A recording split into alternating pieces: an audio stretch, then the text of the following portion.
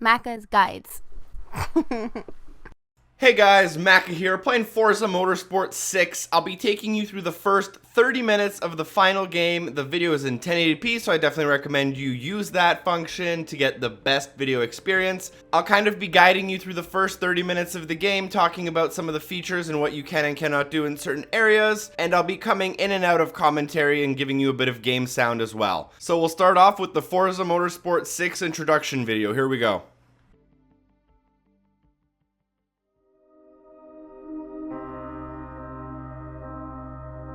Why do we race? Is it to prove how fast we are? How far we can go? Do we race to find our place? To test our beliefs? To be part of something greater? To face fear, to know sacrifice.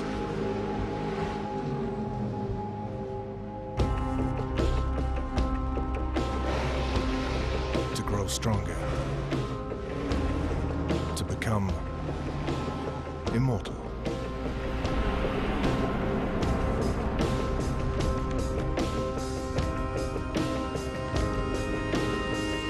In truth, there is no simple answer to why we race. There is only the fact that we always will.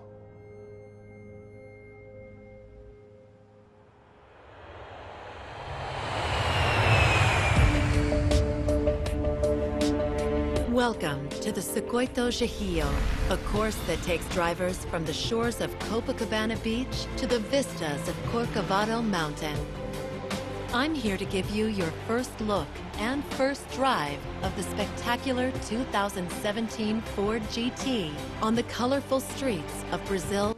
Now, similar to previous Forzas, you were just introduced to the cover car, which is the 2017 Ford GT, and the first race you get to do, you do in that car. In previous installments, we raced with the Lamborghini Huracan as well as the McLaren P1. In this game, it's the Ford GT, and that's what your first race is going to be in. Unfortunately, all of the assists and options are locked, so auto brake will be turned on automatically, and you're not actually able to turn that off until after this race. This is a one-lap race against some other supercars on the Rio de Janeiro track, which is one of the kind of highly marketed tracks for this new Forza 6 game. I will be switching in and out of cockpit and chase views, and I'm going to try my best to race cleanly, although I can't guarantee that I won't bump a car here or there. You are also locked to an automatic transmission as well as a full racing line, cosmetic damage with rewinds on. I'll be adjusting some of my difficulty options a little bit later. I will leave you with the rest of this race game audio so that you guys can hear the game for yourself.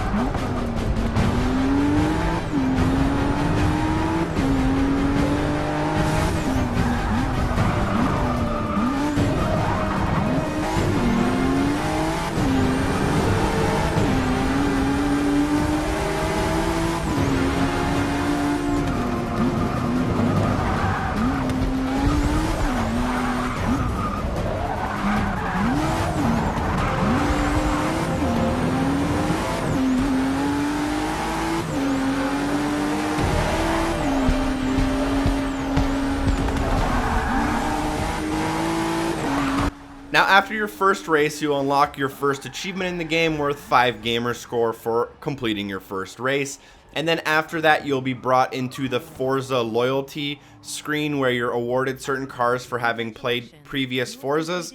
Now, because I'm playing on my secondary account, I'm only going to unlock 2 cars because I'm only tier 2.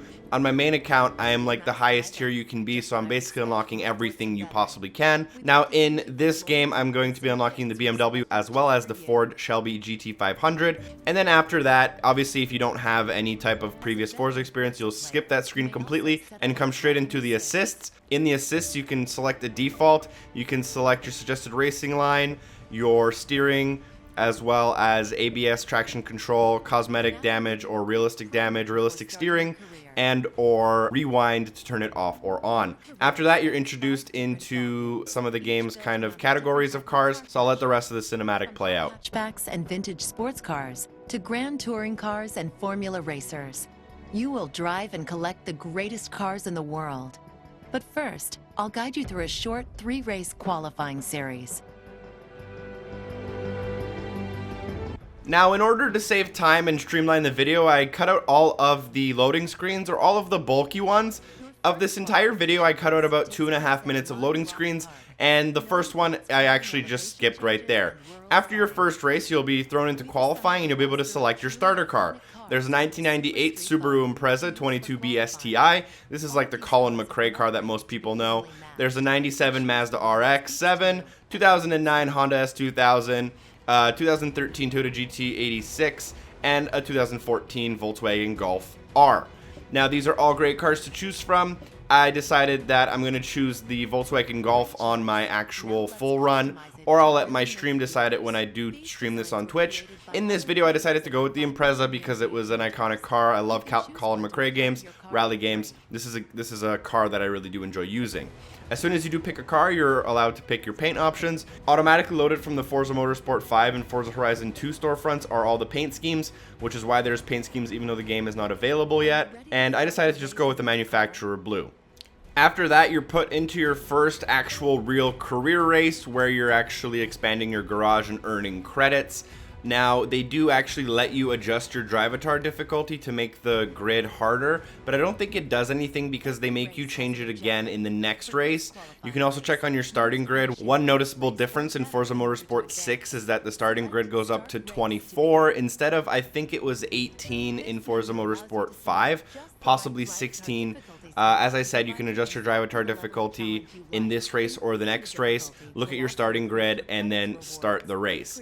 This is a race, like I was saying, against 24 other cars that are in similar class than mine, and this is an auto upgraded car, which means it drives a little bit like a boat, and it's not my personal favorite type of way to upgrade a car. So you'll notice that there's a lot of skidding, you lose a lot of traction on some of the corners. It's a little bit harder to drive, not in my personal style, so don't judge my driving too much. I'll let you guys know when there's an upcoming lap that I'm really proud of or that I thought was better than usual in one of the next races. So other than that, I think this is a good time to kind of let go of the commentary, let you guys experience a little bit of the in-game audio. Keep in mind, I was trying to mix it up. I was trying to race really clean at points. Other points, I was trying to voluntarily like throw myself into other cars to see how that kind of worked, to see how some of the damage worked and how the rewinds worked. So I did try to do kind of a variety of things, a variety of race styles, a variety of kind of play styles, and hopefully that shows through in the video so that everyone can kind of see little aspects of their own personal style in the game and how the game would handle those. So I'll see you guys in a few minutes with the next race where I'll be talking more about new mechanics in the game like mods, as well as different options with Drivatars and how those work, and I'll be explaining more and more as we go. So I'll let you guys tune into some game audio.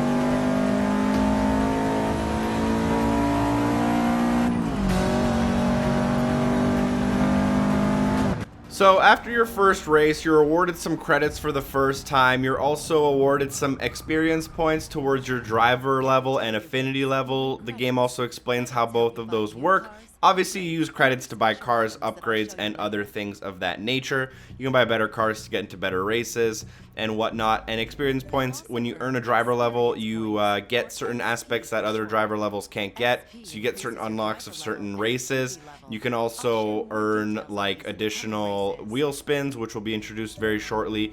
Affinity levels are also back, and that basically allows you to become kind of loyal to one certain type of car, and that unlocks certain rewards for that specific manufacturer of car. Right after that, you're thrown into a Yas Marina track and you're introduced into the mod system. Now, mods are something completely new to the Forza series. They're basically modifiers you can add, but I'll let the game explain how they work, as it's going to do a better job than me. Mods give you a whole new way to fine-tune your experience. Whether you want to go even faster or raise the stakes, mods give you the tools to make it happen.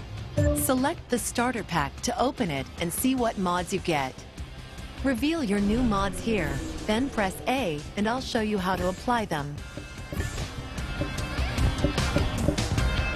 Here, you can choose which mods you'll use. Some mods are permanent, while others are good for only one race. Select an empty slot to apply your mod. You have successfully applied your first mod.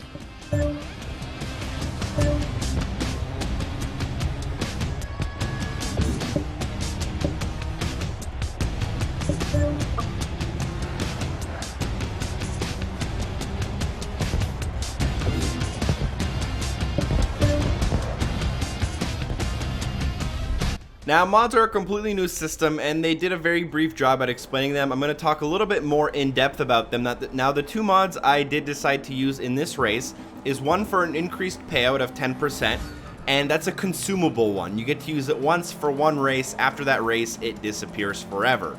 Now, that's a good one to use if you're going to be doing a long race with a big payout and you think you're going to win. You can use that to get an increased payout. There's other stuff like getting payouts for doing certain tasks. So for example, if you pull a drift in a race, you can get additional credits for pulling drifts, doing perfect drafts behind other cars and stuff of that nature. You can also use consumables that will give you a little bit of an advantage. So in terms of this race, I selected a consumable that let me start in the 12th spot instead of the 14th spot. You can also get ones that give you pole position, as well as like 2 spaces ahead of where you would normally start. So those are consumable mods. They come in variety of different forms. Like I said, you can get increased payouts or increased rewards for performing certain tasks, or you can just get advantages like getting a better spot in the race at the beginning, or increased braking, increased top speed of that nature. There's also other ones that are kind of full-time modifiers. You apply them and they stay on as long as you want them to stay on. I'll show you one that I get later after I buy a new pack, and it basically locks my camera to chase mode, and once it's locked to chase mode, I get an extra 10% bonus credit every time I finish a race in chase mode, assuming I have it equipped. If I take it off, obviously I can change my camera angles wherever I want, but if you're going to be racing in that game, in that camera mode regardless, you might as well equip it to get a bonus every time you complete a race. Now, you see me battling for second place and eventually first place, so I'll leave you with that in-game audio and let you listen in.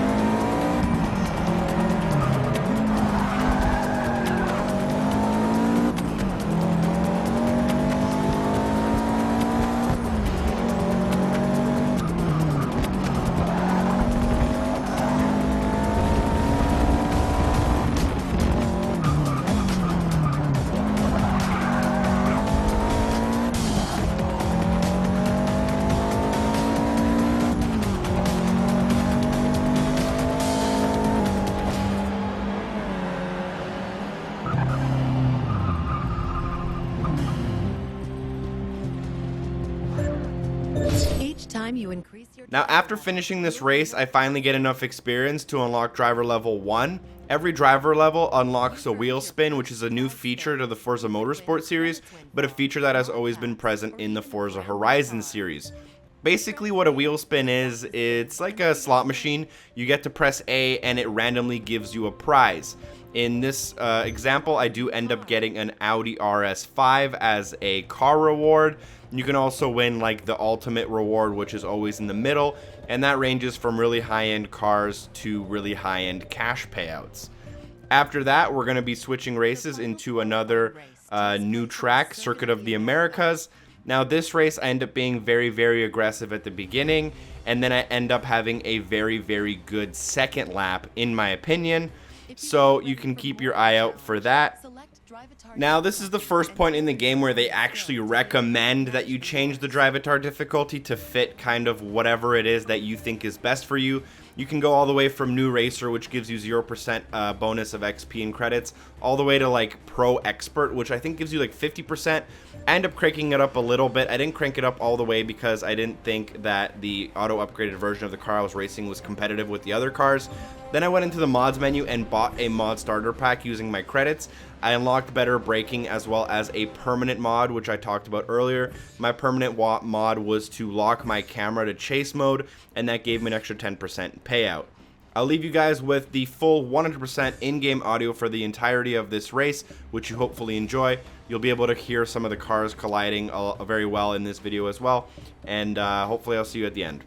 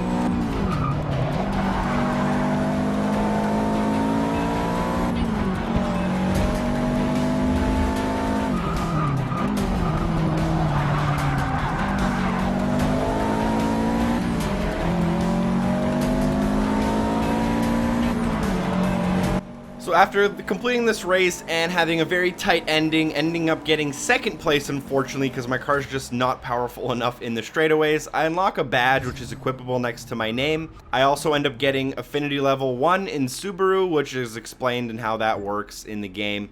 After that, I'm brought out of the menu and told about the stories of motorsport, which is basically 5 different divisions of racing available in the game.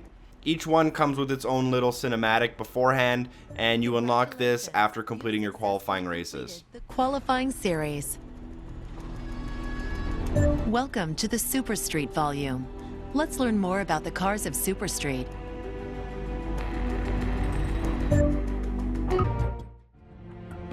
For most of us, our first, and sometimes only, taste of racing comes on the streets. If you love cars, this is where it all starts.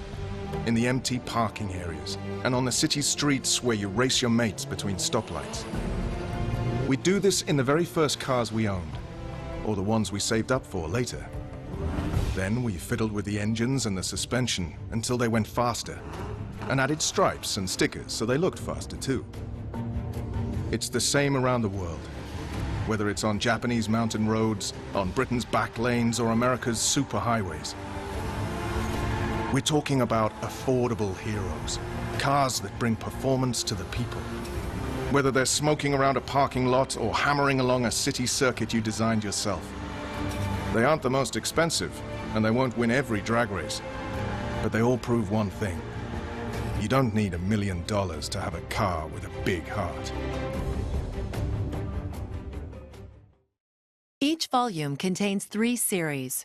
You'll get to choose which car you'll use for each one. You are now entered in the Challenger series. Each circuit in this series will challenge different aspects of your car and your skill as a driver. Let's go choose what kind of car you'll be driving. Each division contains a group of cars from a specific car's subculture. Select one of the highlighted divisions below to choose a car from its roster. 2 doors on a small car. Lightweight, pokey, skinny-tired, rear-wheel drive, and affordable. Sounds simple, doesn't it? Yet it takes guts for a manufacturer to produce cars like these. Cars that take the demands of practical... Each little sub-series or genre of races does have its own little introduction, and in that case it was Richard Hammond from Top Gear. They also have like NASCAR guys and like Indy guys talk about those specific subdivisions when you get further on in the game. That's going to wrap up my 30-minute video. Hopefully it was informational, educational, fun, entertaining, and all of that above. If it was, if you enjoyed the video, it'd be super appreciated if you shared it with a friend. You can also hit the like button underneath the video to help me out. And hopefully, I see you next time. Peace!